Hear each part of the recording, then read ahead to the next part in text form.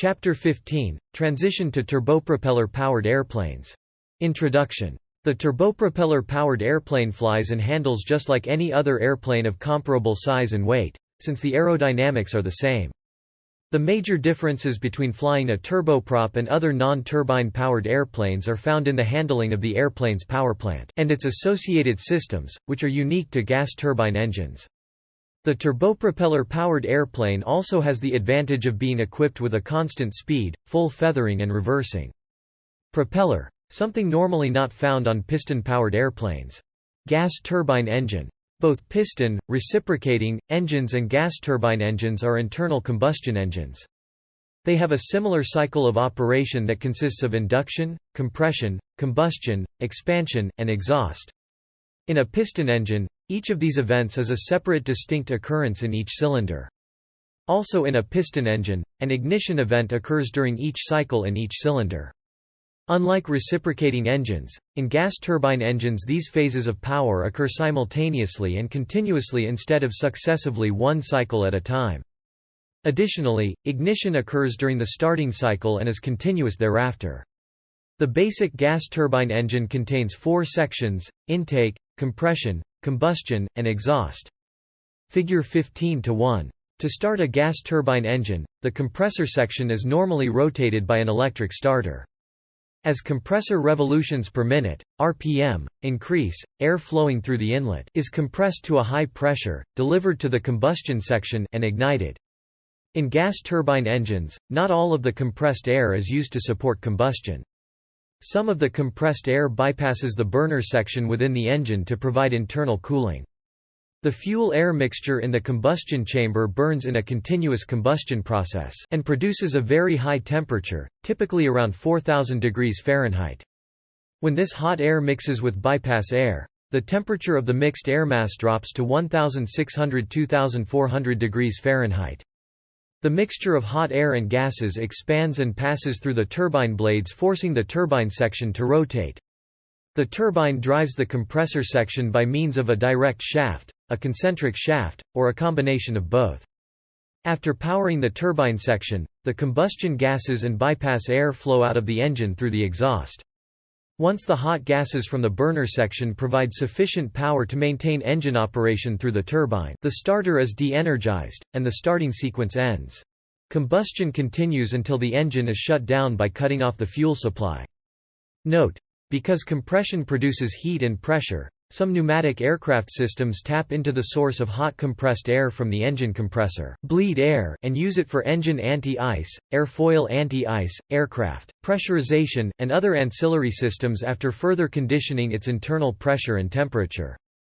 Turboprop engines. The turbojet engine, discussed in more detail in the Transition to Jet-Powered Airplanes chapter, excels the reciprocating engine in top speed and altitude performance. On the other hand, the turbojet engine has limited takeoff and initial climb performance when compared to its overall performance. In the matter of takeoff and initial climb performance, the reciprocating engine with a constant speed propeller produces maximum thrust on takeoff. Turbojet engines are most efficient at high speeds and high altitude, while propellers are most efficient at slow and medium speeds, less than 400 mph, mph. Propellers also improve takeoff and climb performance. The development of the turboprop engine was an attempt to combine the best characteristics of both the turbojet and propeller-driven reciprocating engine. The turboprop engine offers several advantages over other types of engines, such as 1. Lightweight. 2. Mechanical reliability due to relatively few moving parts. 3. Simplicity of operation. 4. Minimum vibration. 5. High power per unit of weight. 6. Use of propeller for takeoff and landing. Turboprop engines are most efficient at speeds between 250 and 400 mph and altitudes between 18,000 and 30,000 feet. They also perform well at the slow speeds required for takeoff and landing and are fuel efficient. The minimum specific fuel consumption of the turboprop engine is normally available in the altitude range of 25,000 feet up to the tropopause. The power output of a piston engine is measured in horsepower and is determined primarily by RPM and manifold pressure. The power of a turboprop engine, however, is measured in shaft horsepower (shp). Shaft horsepower is determined by the RPM and the torque, twisting moment, applied to the propeller shaft. Since turboprop engines are gas turbine engines, some jet thrust is produced by exhaust leaving the engine. This thrust is added to the shaft horsepower to determine the total engine power or equivalent shaft horsepower, eshp. Jet thrust usually accounts for less than 10% of the total engine power. Although the turboprop engine is more complicated and heavier than a turbojet engine of equivalent size and power, it delivers more thrust at low subsonic airspeeds. However, the advantages decrease as flight speed increases. In normal cruising speed ranges, the propulsive efficiency, output divided by input, of a turboprop decreases as speed increases. The propeller of a typical turboprop engine is responsible for roughly 90% of the total thrust under sea-level conditions on a standard day. The excellent performance of a turboprop during takeoff and climb is the result of the ability of the propeller to accelerate a large mass of air, while the airplane is moving at a relatively low ground and flight speed. Turboprop, however, should not be confused with turbo-supercharged or similar terminology. All turbine engines have a similarity to normally aspirated, non-supercharged, reciprocating engines in that maximum available power decreases almost as a direct function of increased altitude. Although power decreases as the airplane climbs to higher altitudes, engine efficiency in terms of specific fuel consumption, expressed as pounds of fuel consumed per horsepower per hour, is increased. Decreased specific fuel consumption plus the increased true airspeed at higher altitudes is a definite advantage of a turboprop engine. All turbine engines should operate within their limiting temperatures, rotational speeds, and, in the case of turboprops, torque. Depending on the installation, the primary parameter for power setting might be temperature, torque, fuel flow, or RPM, either propeller RPM, gas generator, compressor, RPM, or both. In cold weather conditions, torque limits can be exceeded while temperature limits are still within acceptable range. In hot weather conditions, the maximum temperature limits may be exceeded without exceeding torque limits. In any weather, reaching one of these operating limits normally occurs before the pilot moves the throttles to the full forward position. The transitioning pilot should understand the importance of knowing and observing limits on turbine engines. An over-temperature or over-torque condition that lasts for more than a few seconds can destroy internal engine components. Turboprop engine types. Fixed shaft. One type of turboprop engine is the fixed shaft constant speed type, such as the Garrett TPE 331. Figure 15-2. In this type engine, ambient air is directed to the compressor section through the engine inlet. An acceleration diffusion process in the two-stage compressor increases air pressure and directs it rearward to a combustor. The combustor is made up of a combustion chamber, a transition liner, and a turbine plenum. Atomized fuel is added to the air in the combustion chamber. Air also surrounds the combustion chamber to provide for cooling and insulation of the combustor. The gas mixture is initially ignited by high-energy igniter plugs, and the expanding combustion gases flow to the turbine. The energy of the hot, high-velocity gases is converted to torque on the main shaft by the turbine rotors. The reduction gear converts the high RPM, low torque of the main shaft to low RPM, high torque to drive the accessories and the propeller. The spent gases leaving the turbine are directed to the atmosphere by the exhaust pipe.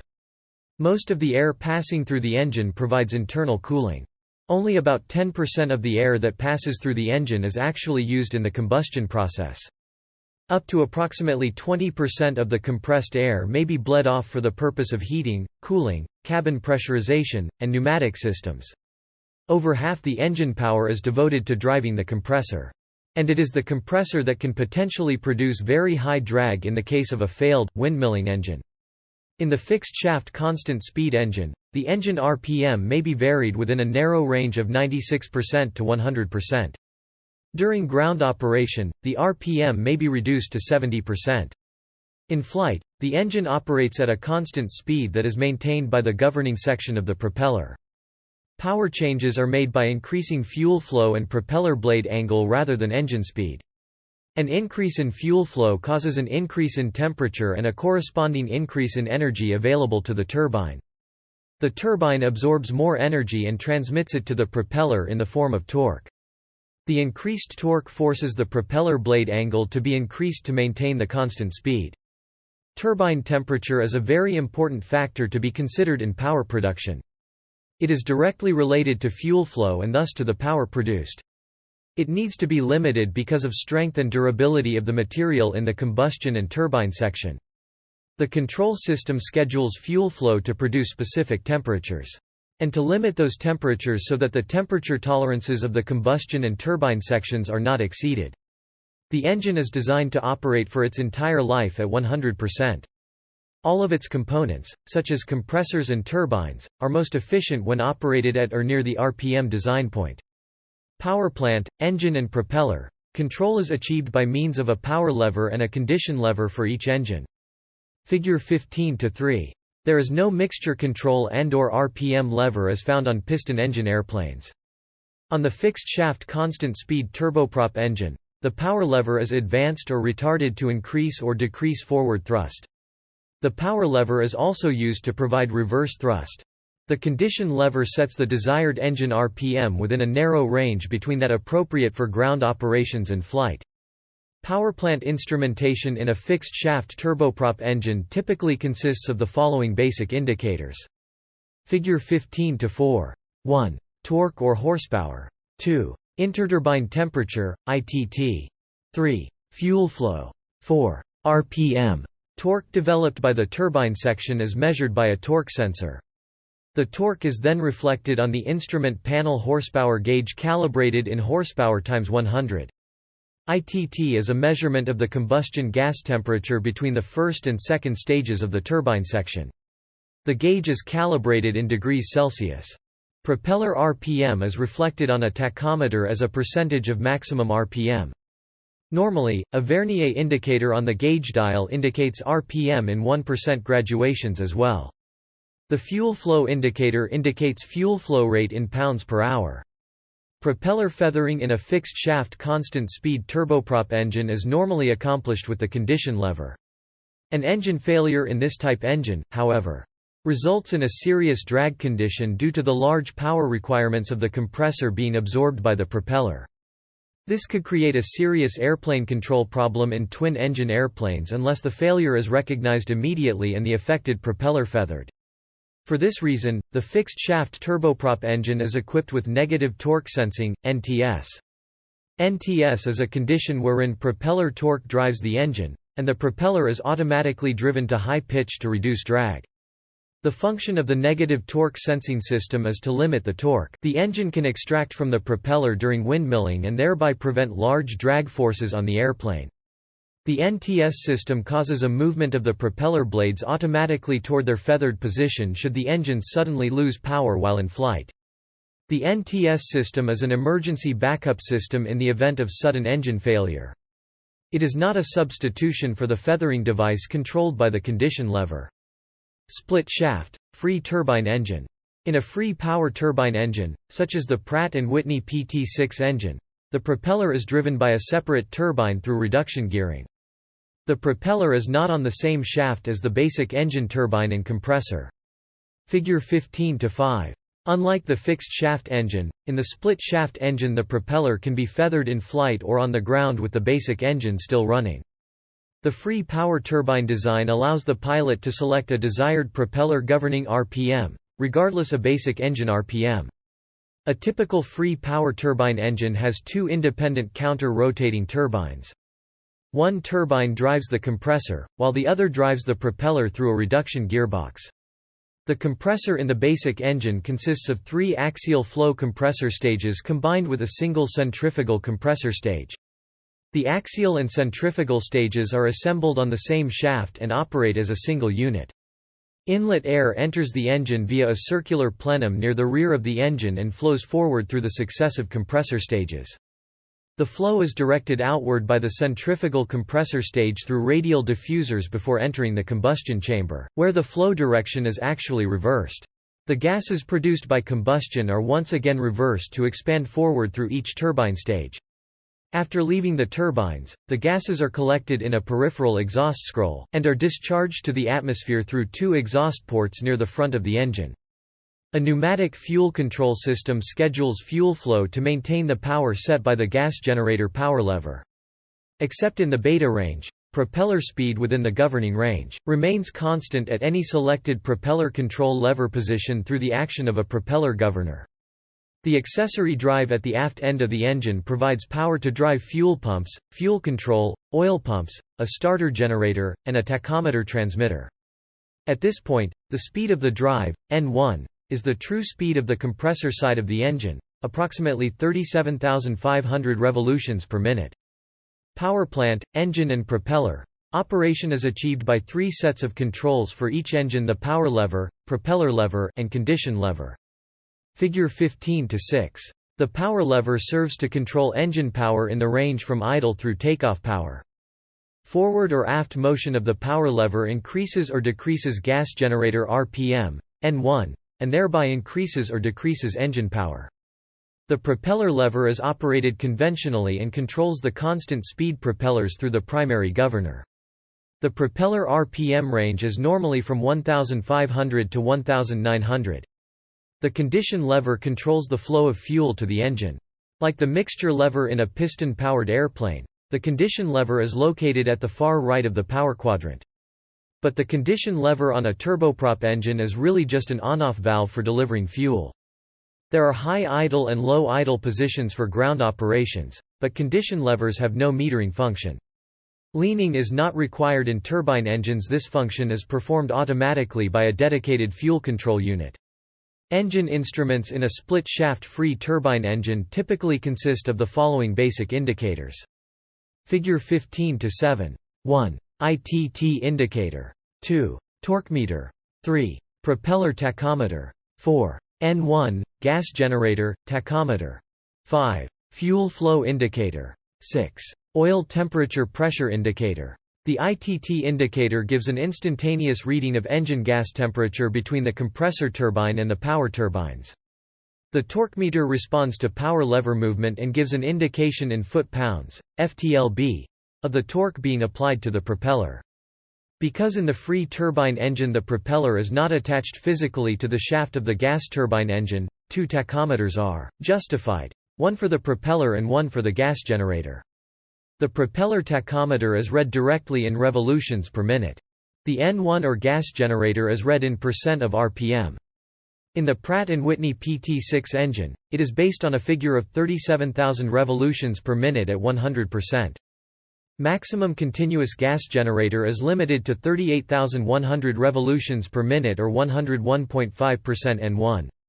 The ITT indicator and torque meter are used to set takeoff power. Climb and cruise power are established with the torque meter and propeller tachometer while observing ITT limits. Gas generator, N1, operation is monitored by the gas generator tachometer. Proper observation and interpretation of these instruments provide an indication of engine performance and condition. Reverse thrust and beta range operations. The thrust that a propeller provides is a function of the angle of attack, AOA, at which the air strikes the blades, and the speed at which this occurs. The AOA varies with the pitch angle of the propeller. Forward pitch produces forward thrust, higher pitch angles being required at higher airplane speeds. Figure 15-8a. So-called flat pitch, shown in Figure 15-8b, is the blade position offering minimum resistance to rotation and no net thrust for moving the airplane. The feathered position is the highest pitch angle obtainable. Figure 15-8c. The feathered position produces no forward thrust. The propeller is generally placed in feather only in case of in-flight engine failure to minimize drag and prevent the air from using the propeller as a turbine. In the reverse pitch position, the engine propeller turns in the same direction as in the normal, forward, pitch position, but the propeller blade angle is positioned to the other side of flat pitch. Figure 15-8d. In reverse pitch, air is pushed away from the airplane rather than being drawn over it. Reverse pitch results in braking action, rather than forward thrust of the airplane. It is used for backing away from obstacles when taxiing, controlling taxi speed, or to aid in bringing the airplane to a stop during the landing roll. Reverse pitch does not mean reverse rotation of the engine. The engine delivers power just the same, no matter which side of flat pitch the propeller blades are positioned. With a turboprop engine, in order to obtain enough power for flight, the power lever is placed somewhere between flight idle, in some engines referred to as high idle, and maximum. The power lever directs signals to a fuel control unit to manually select fuel. The propeller governor selects the propeller pitch needed to keep the propeller engine on speed. This is referred to as the propeller governing or alpha mode of operation. When positioned aft of flight idle, however, the power lever directly controls propeller blade angle. This is known as the beta range of operation. The beta range of operation consists of power lever positions from flight idle to maximum reverse. Beginning at power lever positions just aft of flight idle, propeller blade pitch angles become progressively flatter, with aft movement of the power lever until they go beyond maximum flat pitch and into negative pitch, resulting in reverse thrust. While in a fixed shaft constant speed engine, the engine speed remains largely unchanged as the propeller blade angles achieve their negative values. On the split shaft PT6 engine, as the -5 degrees position is reached, further aft movement of the power lever also results in a progressive increase in engine, N1, RPM, until a maximum value of about -11 degrees of blade angle and 85% N1 are achieved. Operating in the beta range and/or with reverse thrust requires specific techniques and procedures depending on the particular airplane make and model. Specific engine parameters and limitations for operations within this area should be adhered to. It is essential that a pilot transitioning to turboprop airplanes becomes knowledgeable and proficient in these areas, which are unique to turbine-engine-powered airplanes. Turboprop airplane electrical systems. The typical turboprop airplane electrical system is a 28-volt direct current (DC) system, which receives power from one or more batteries and a starter generator for each engine. The batteries are either lead-acid, nickel-cadmium, NiCad, or lithium-ion. When battery voltage is low, its ability to turn the compressor for engine start is greatly diminished, and the possibility of engine damage due to a hot start increases. Therefore, it is essential to check the battery's condition before every engine start. The different battery types have different operating characteristics depending on the specific aircraft installation and operational environment. The DC generators used in turboprop airplanes double as starter motors and are called starter generators. The starter generator uses electrical power to produce mechanical torque to start the engine and then uses the engine's mechanical torque to produce electrical power after the engine is running. Some of the DC power produced is changed to 28-volt 400-cycle. Alternating current, AC, power for certain avionic, lighting, and indicator synchronization functions. This is accomplished by an electrical component called an inverter. The distribution of DC and AC power throughout the system is accomplished through the use of power distribution buses. These buses, as they are called, are actually common terminals from which individual electrical circuits get their power.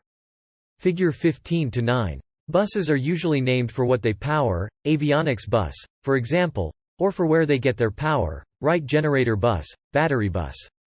The distribution of DC and AC power is often divided into functional groups, buses, that give priority to certain equipment during normal and emergency operations.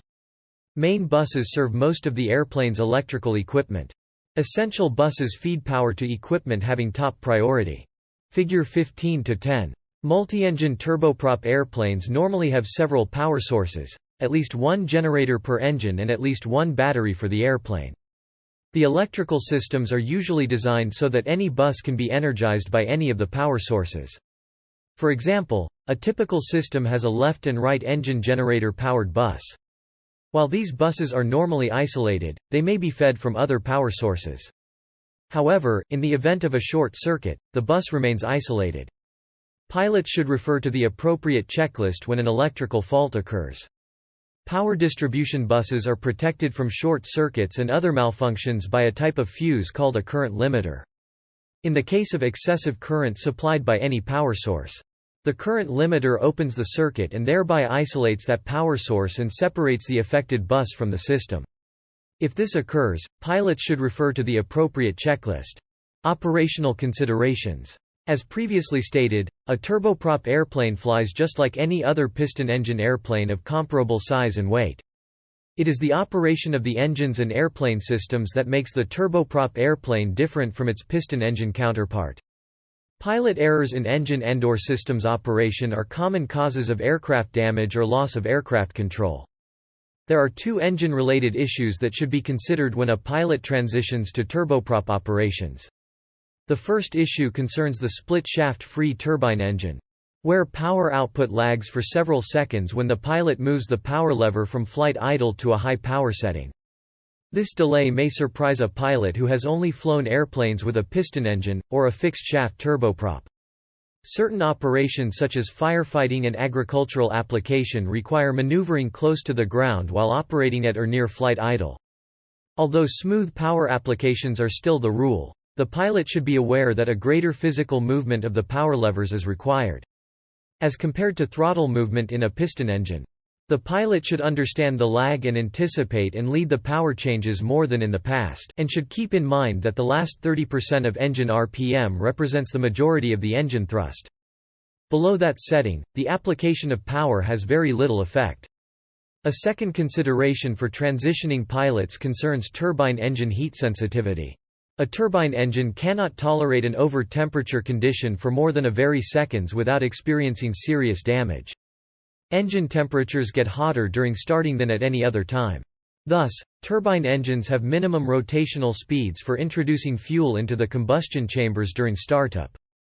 Vigilant monitoring of temperature and acceleration on the part of the pilot remain crucial until the engine is running at a stable speed. Successful engine starting depends on assuring the correct minimum battery voltage before initiating start or employing a ground power unit (GPU) of adequate output.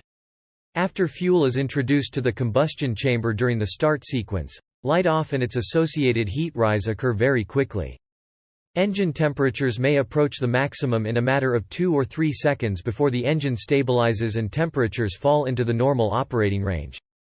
During this time, the pilot should watch for any tendency of the temperatures to exceed limitations and be prepared to cut off fuel to the engine. An engine tendency to exceed maximum starting temperature limits is termed a hot start. The temperature rise may be preceded by unusually high initial fuel flow, which may be the first indication the pilot has that the engine start is not proceeding normally. Serious engine damage occurs if the hot start is allowed to continue.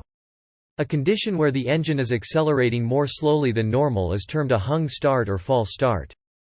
During a hung start-false start, the engine may stabilize at an engine RPM that is not high enough for the engine to continue to run without help from the starter. This is usually the result of low battery power or the starter not turning the engine fast enough for it to start properly. Takeoffs in turboprop airplanes are not made by automatically pushing the power lever full forward to the stops. As stated earlier, depending on conditions, takeoff power may be limited by either torque or by engine temperature. Normally, the power lever position on takeoff is somewhat aft of full forward. Takeoff and departure in a turboprop airplane, especially a twin-engine cabin-class airplane, should be accomplished in accordance with a standard takeoff and departure profile developed for the particular make and model. Figure 15-11. The takeoff and departure profile should be in accordance with the airplane manufacturer's recommended procedures as outlined in the Federal Aviation Administration FAA-approved Airplane Flight Manual and/or the Pilot's Operating Handbook, AFMPOH.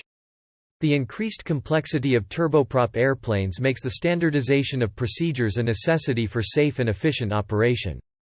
The transitioning pilot should review the profile procedures before each takeoff to form a mental picture of the takeoff and departure process.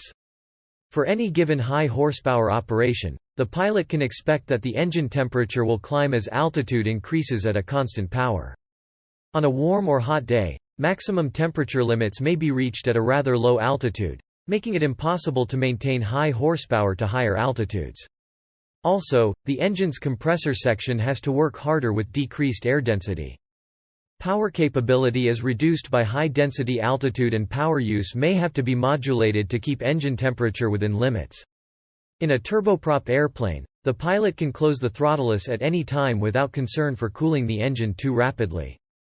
Consequently, rapid descents with the propellers in low pitch can be dramatically steep.